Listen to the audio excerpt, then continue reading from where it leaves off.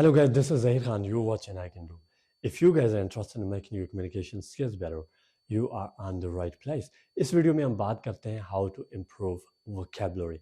आपने vocabulary कैसे improve करनी है, कैसे इसको सही तरीके से याद करना है और कैसे आप इसको याद रख सकते हैं. बहुत सारे स्टूडेंट्स का ये मसला होता है कि वो वर्ड याद नहीं कर पाते, उनकी वोकेबलरी बहुत ज़्यादा वीक होती है और वो कोशिश करते भी हैं याद करने की बट याद नहीं कर पाते, लंबे अरसे के लिए वो उसको अपने जहन में नहीं रख पाते. और दूसरी बात है, जब वो उसको इस्तेमाल करते हैं उस वक्त वो भूल जाते हैं कि इसको इस्तेमाल कैसे करना है. कुछ स्टूडेंट्स ऐसे होते हैं कि उनके पास वर्ड्स होते हैं लेकिन वो उसको यूज़ नहीं कर पाते. तो इसकी भी क्या वजह है जानते हैं इस वीडियो के अंदर. अच्छा गाइस, टिप नंबर 1 ये है कि आप जो भी वर्ड सीखें उसका आपको पता होना चाहिए कि ये है क्या.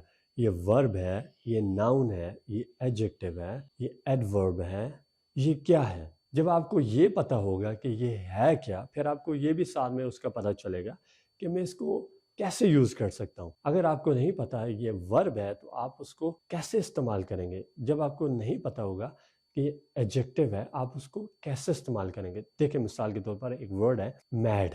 अब ये क्या है, एडजेक्टिव है, इसका मतलब है पागल. तो मैं इसको इस्तेमाल करता हूँ शी इज मैड, वो पागल है. अब जो फार्मूला होता है subject plus is M R plus adjective या नाउन, तो मैंने यहाँ पे उसको यूज कर लिया शी इज मैड. यहाँ पे एडजेक्टिव आया मैड और इसका मतलब है वो पागल है. लेकिन जब एक बंदे को नहीं पता होता तो वो फिर कंफ्यूज हो जाता है, यार मैं इसको कैसे यूज करूं और ये सेंटेंस के अंदर कैसे इस्तेमाल होता है. So you need to know, सबसे पहले इसको जानने की जरूरत है ये क्या है, वर्ब है, नाउन है, एडजेक्टिव है क्या बेसिकली. इस पे भी वीडियो बनी हुई है, अगर आप देखना चाहते हैं तो आपको एंड में मिल जाएगी. दूसरी टिप है हमारी क्रिएट एसोसिएशंस. आपने क्या क्रिएट करनी है, वर्ड को एसोसिएट करना है, मतलब वर्ड को किसी चीज के साथ लिंक करना है. लिंक कैसे करेंगे, देखिए मिसाल के तौर पर आप कुछ पढ़ रहे थे, वहां पे आपको एक वर्ड मिला डिलिशियस, इसका मतलब होता है मजेदार. तो आप ना इसको अपनी फेवरेट डिश के साथ लिंक करें.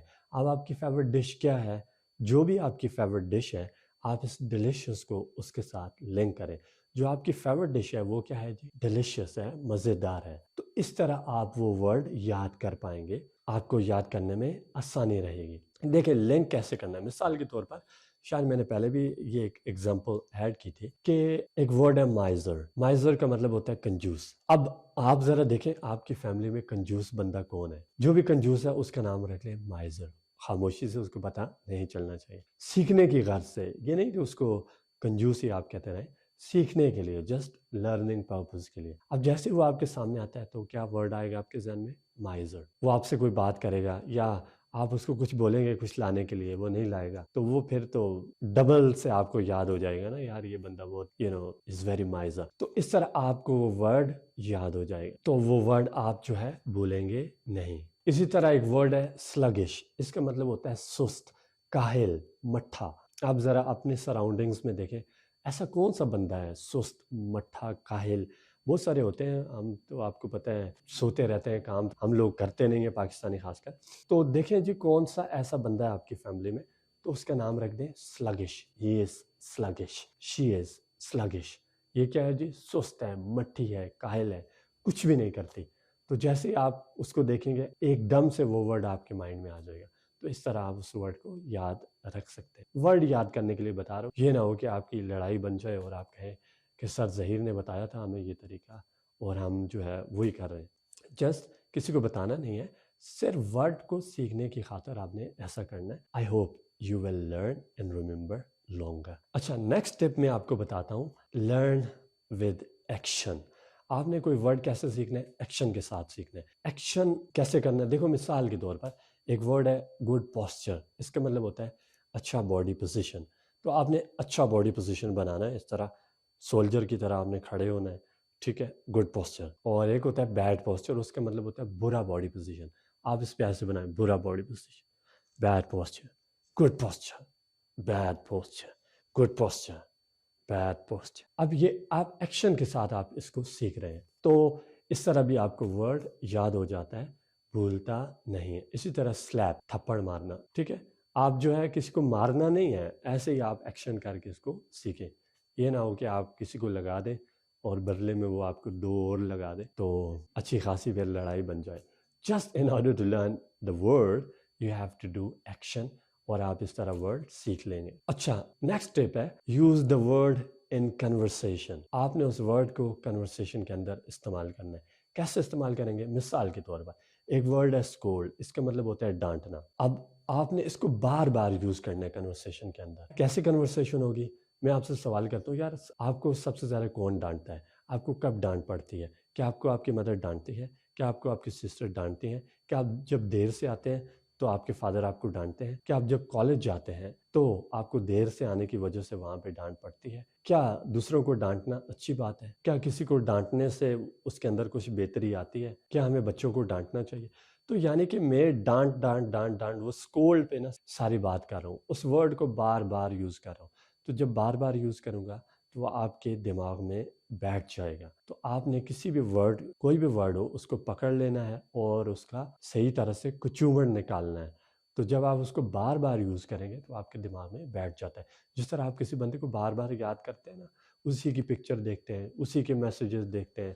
اگر آج کل نہیں آتے، اس نے آپ کو بلاک کیا ہوا ہے، پرانے والے میسیجز دیکھتے ہیں، پرانی تصویریں دیکھتے ہیں. تو ایسا کیوں کرتے ہیں؟ کیونکہ آپ پہلے اس کو ہر وقت دیکھتے رہتے تھے، ہر وقت باتیں ہوتی تھی، ہر وقت اس کا ذکر ہوتا تھا ہر کنورسیشن میں. تو وہ ابھی آپ کے دماغ میں نا she is very deep in your mind اور ہارٹ. تو پھر اب اس کا نکلنا بڑا مشکل ہو گیا. خیر ہم نے اس کو بیچ میں نہیں ڈالنا، ہم نے ورڈ کو اس طرح سے کرنا ہے تاکہ وہ ہمیں اچھی طرح سے یاد رہے اور ہم اس کو کبھی بھی بھولے نہ. نیکسٹ اسٹیپ ہے ریڈ ایکسٹینسولی.